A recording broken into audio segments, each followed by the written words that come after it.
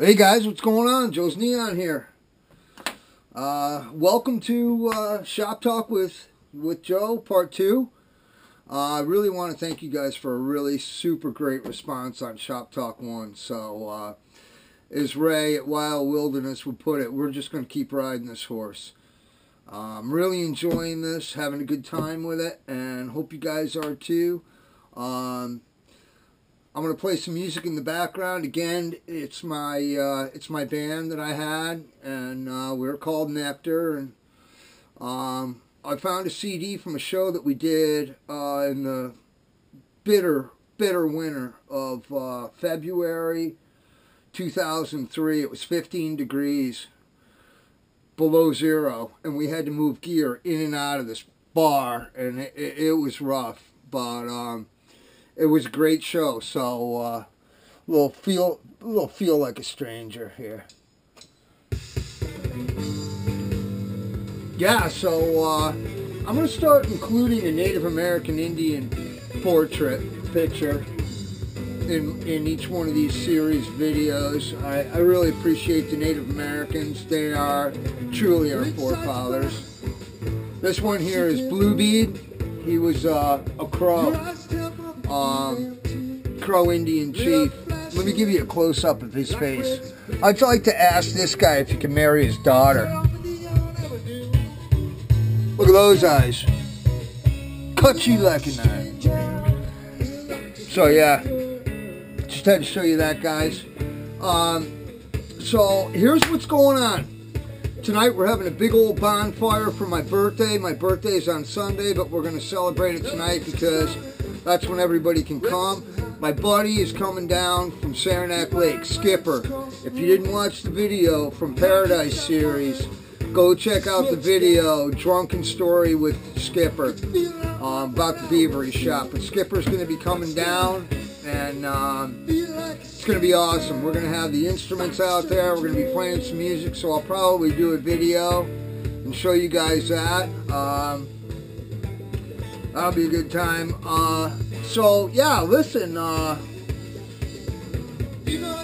in my last video I talked about trapping. You know, it was about my history in trapping and where I've been with it, you know, and I got some really great questions from you guys as far as you know, trapping and hunting and whatnot. But I got a couple old traps out here.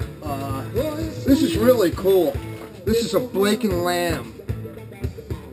Really weird. It was one of the earliest coil jump traps.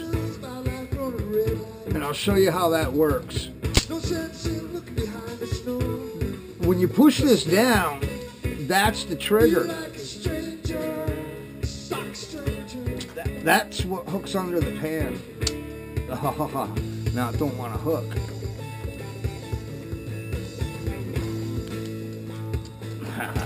I gotta set it down and set it. You know it's coming, stranger. Something's just gone. That's it. I don't know if you can see that, how that works. But really cool, old time jump trap. That was one of the earliest coil spring traps there ever were. This is an old Victor, Oneida Victor jump trap. You know, the old classic. But, you know, I don't know what happened with Victor. I see you guys are saying that, you know, Victors are pretty much junk. That's all I used when they were made in Oneida, New York, you know. So, right here I got a number 1. You guys are probably wondering why these things are painted this crazy color. What this is automotive primer. Take your trap, let it get a thin coat of rust on it, and then paint it with automotive primer. Then go ahead and dye them and wax them. And all you'll have to do for about the next 5 years is wax them. That dye will suck right into that primer, and it's absolutely odorless once you dye them. So get a really good quality automotive primer and prime them. Then dye them, and then wax them. But yeah, this is a little number 1. good stuff there. Here's a little zero. I use these for mink. How cute is that? You know? Great trap. So, yeah, I'm just enjoying things here. I got a 110 counterbear there for you. Show you. That's a good trap. 110 counterbears for muskrats, boy, I'll tell you. I took a lot of them. Trapping tip. I want to give you guys, you know, I know I'm not holding a license right now, but I got a lot of experience in it. And if you guys are coon trappers, I'll tell you what, if you can, you know, keep an eye out and watch when the full moon is coming and there's going to be clear skies, what you want to take is a 1.5 or a number 2 double jump, and you want to take that trap pan and wrap it in aluminum foil. Take a piece of aluminum foil and just wrap it right around the trap pan. Cover the trap pan with a piece of aluminum foil and set it right in the edge of a stream where it's about 1.5 to 2 inches underneath the water. When those raccoons are patrolling those streams, they will go absolutely nuts trying to figure out what that is underneath the water, that shimmering. They love things that shine.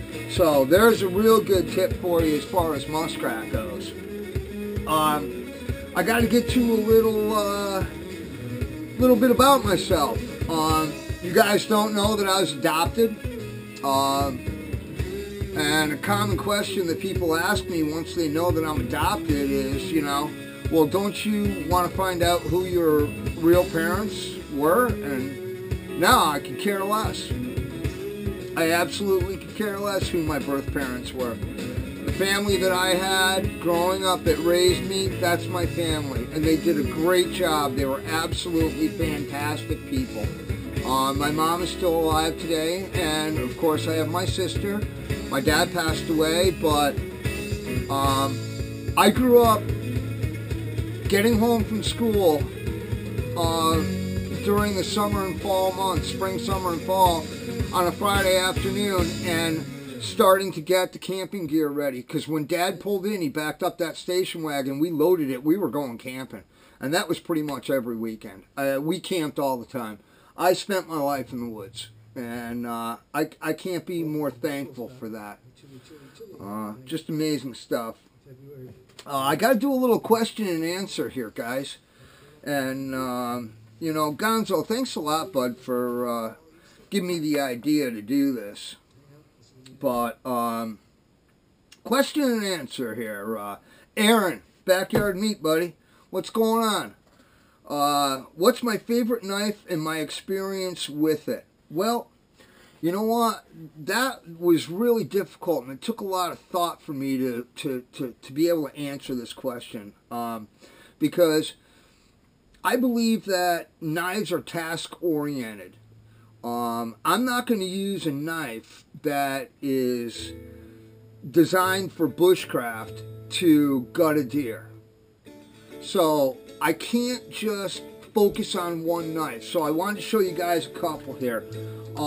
When it comes to deer, this knife right here, this is a Silver Stag.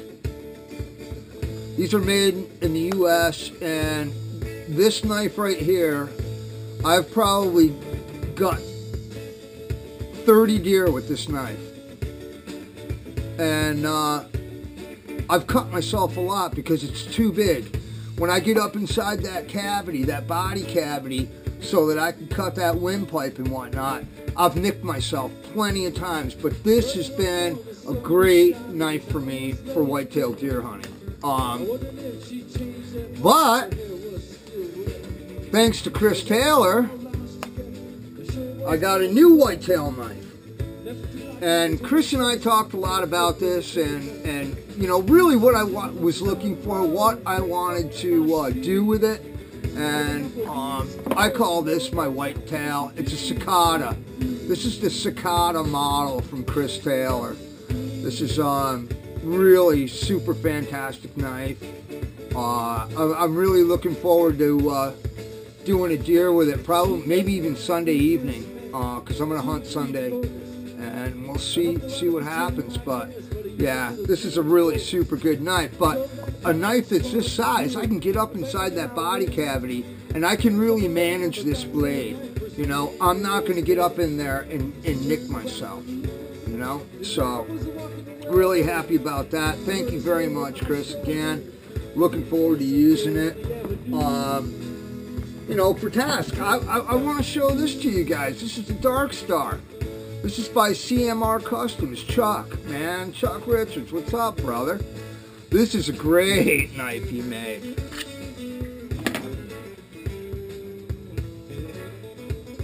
Just fantastic. And this thing is a razor blade. Put a nice thumb ramp in it. So comfortable in the hand. And I'm going to tell you what, guys. This thing is blow your mind razor sharp.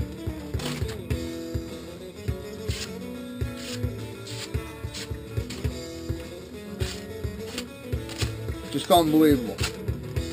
So, yeah, that's a Chuck Richards. That's called the Dark Star. Chuck sent that to me. Made a really nice Kydex sheath for it too. It's awesome. Now we're talking about task. What would I use this for? This is a great all-around camp knife. You know, theoretically, I have no problem. You know, batoning a little wood with it. You know, I can use it for cutting meat, all that kind of stuff. It's a great knife. But when it comes to around the camp bushcraft knife, I really like my Killinger with my busy can-do sheath that Greg made me. And I got my Ferrocerium rod on there, and you know, when you're talking about bushcraft and you're going to be out in the woods, you're going to be camping, you're going to be batoning wood down, you know, let's talk about that for a second, guys. For real, man, some of these guys are batoning logs. That's why we carry one of those. You know, for doing your kindling, getting all that stuff set up, this is a great knife for it. It's great. All around camp knife, bushcraft, beautiful. Thank you very much. Chris Killinger Blades. Phenomenal job. And the sheath that Greg did for me, just absolutely phenomenal. So anyhow, yeah, I just wanted to touch on that for you, Aaron, and you know, let you know that there's different blades for the job, and that's why I carry multiple knives in the woods. Well, why would you carry multiple blades in the woods? You only need one knife. Not in my book. Not in my book at all. I like to have an array, a range of different knives that I can use for different tasks, and I do prefer different knives for different tasks. So, I hope that answered your question. Discover Outdoors. You asked me a question. How does one go about starting to trap? Well, the first thing I would have to say to you is you better make sure your heart's in it, okay? You got to be dedicated. You got to be absolutely dedicated to a trap line. Trappers are having a hard enough time with all the tree huggers and those kind of people coming down on their shit because they're catching an animal by the leg.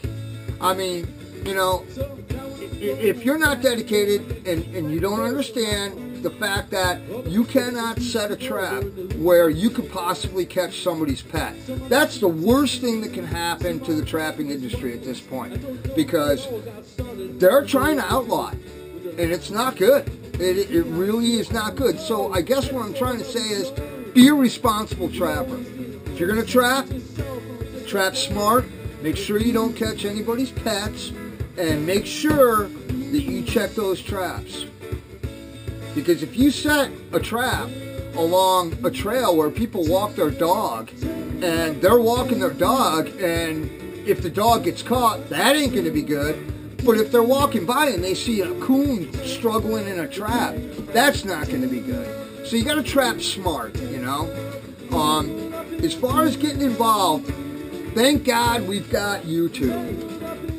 You know, because that gives you a massive, massive head start to being introduced into trapping. And if you want to know some channels to go check out William Larkham Jr., Rodney Newberry, Boss of the Swamp, 80K Trapper, MS Hunt Trap, Muskrat 411, Wild Wilderness, Ray, what's up, that? Mountain Man Journals with Glenn Traer, Mr. Sly Fox, Backyard Meat, Trapper 19692468, excellent. Heath Gagnon, Gonzo, you know, he's going to be doing tutorials. Robert McCollum, Labrador Mad Trapper, Adirondack Outfitters, Caleb 1995 Trapman, Coon Creek Outdoors, Jake McDonald 97, RJM McLeod 21. There are so many of them out there. Go and watch what these guys are doing. Learn it, understand it. They'll tell you what you need, how to get started, simple sets. You know, that's the best direction I can send you in, buddy. You also, you had an interesting question also. How do you ask a landowner for permission to either hunt or trap on their property? Well, we got a little saying that goes like this. It's better to beg for forgiveness than it is for permission. I'm only kidding. That's just a joke. Do not do that. Definitely ask for permission. What I would suggest you do, number one, is if you see a piece of property or know of a piece of property that you would like to hunt or trap on, drive by a couple times on the weekend. See if you can catch the homeowner outside of the home and you can pull in and you can speak to him that way. If not, knock on the door. Make sure you're presentable. You know, don't look like a bum. Make yourself presentable. Introduce yourself. Don't stick your hand out. Just introduce yourself and say, hey, listen, you know, I understand you have a lot of property here, and I was wondering if I would be able to either hunt or trap on it. You know, look them square in the eyes, be decent about it. You know, if they say no, just let them know, you know, well, I'm sorry if I bothered you, and off you go. If they say yeah, then say, listen, you know, do you eat venison? You know, and if they say yes, you know, then say, hey, listen, you know, I'll give you some of anything that I take off of your property. You got to be very careful. You got to be very nice. Make eye contact. And like I said, your appearance is going to be everything. So I hope that answered your question there. Troy, 13 Prevail, what's up, bro? He asked me, why did I start on YouTube and what makes me want to continue the videos? Well, I had no intentions of starting on YouTube whatsoever.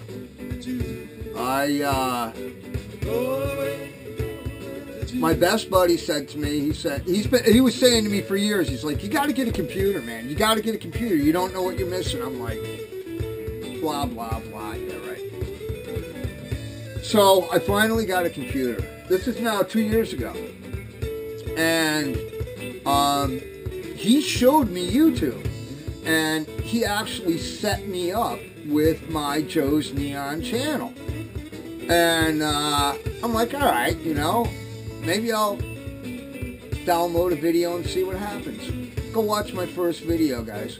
Look at the amount of views on that. And, you know, that really excited me. And over the years now, I've just developed the best friendships with some of the greatest like-minded people out there, like myself. You know, we're interested in the same kind of things, we do the same kind of things, and next thing you know, we're on the phone together, just bullshitting, having a great time, you know, and I really think that YouTube is a fantastic thing. You know, you just deal with like-minded people. You know, you're interested in the same kind of things. It's phenomenal, fantastic. He said yeah, and what makes me want to continue to make videos. That's it. You guys have been absolutely phenomenal, absolutely fantastic, you know? And if you guys are enjoying the videos, I'm going to enjoy making them. So there's going to be plenty more, you know? That's how we roll. Oh, Alex Schuyler, what's up, buddy? He asked me, what was my biggest buck? Well, you know what, bud? My biggest buck I shot was a 7-pointer. He dressed out at 278, and he's at my taxidermist right now getting cleaned. We're in the new place here, and Sandy wanted to have my taxidermy cleaned, so he's getting cleaned, but I'm going to take you for a little walk here. I got another buck that I shot, actually the one that I shot last year. You guys can go watch the video on that, too. That 7-pointer. I haven't shot really monster bucks. None, you know.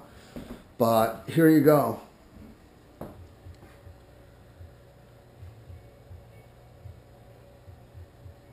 That's a really cool oil lamp that I made using a snowshoe.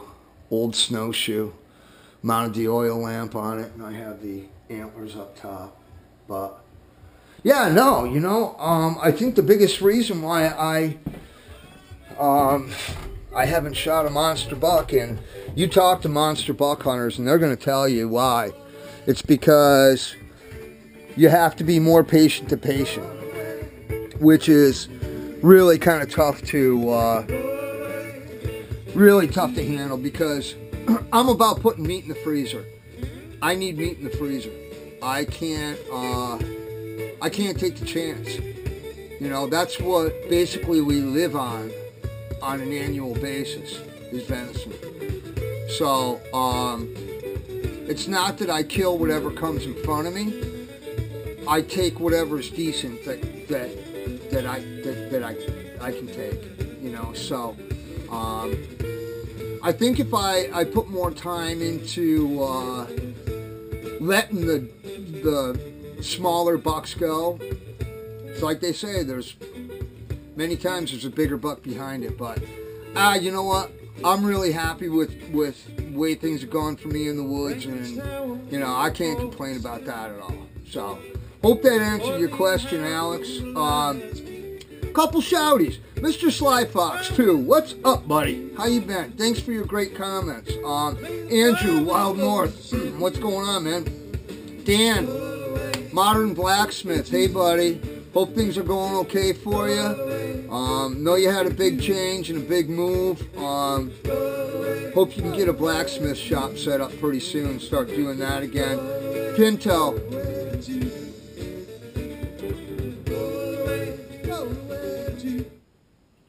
I just want to do a little moment of silence for Pinto. His dog passed away, and it was pretty traumatic for him, and he did a great video on it. Go check it out and watch it. You know, Frida was a family member, and she passed away, I believe, this past Tuesday, and it was really sad. But go check his video out. It's pretty deep, you know. But Pinto, I just wanted to say, brother, you know, we'll be here for you, man, you know.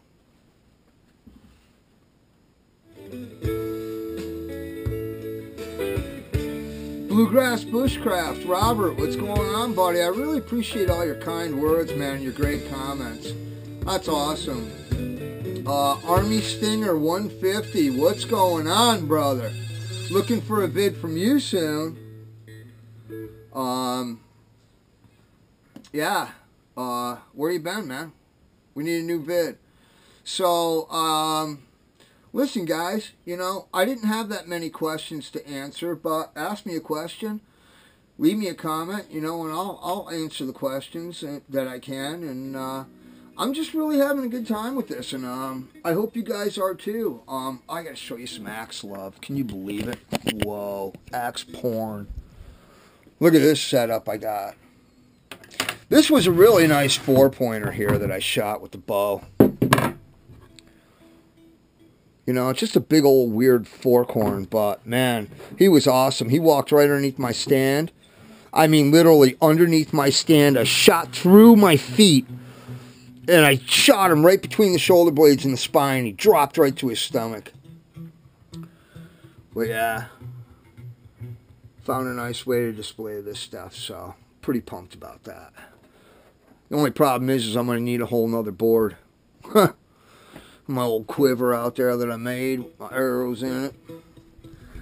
But yeah, so I guess we're to the part of the video where I got to tell you a joke. Okay, so here we go. Let me turn this down a hair. Women are smarter. You don't believe it, listen to the song. Okay, here we go. Husband and wife are sitting at the breakfast table one morning, and the wife says to her husband, she says, honey, she says, I want to get breast implants. I want bigger boobs. He peers over his newspaper, and he says, honey, you're fine. You don't need bigger boobs. She says, no, really. She says, I want bigger boobs. He says, well, I'll tell you what. All you got to do is take 2 handfuls of toilet paper and rub them all over your boobs. Every day, twice a day. She says, what are you talking about? He says, I know what I'm talking about, believe me. So she does it twice a day for 7 days. And a week later, they're sitting at the breakfast table. And she says, honey, she says, I've been rubbing toilet paper on my boobs now twice a day for a week. And they're not getting any bigger. Well, he takes and he peers over the top of his newspaper and he says, well, honey, I don't understand. It sure worked on your ass. Hope you guys enjoyed. Talk to you soon.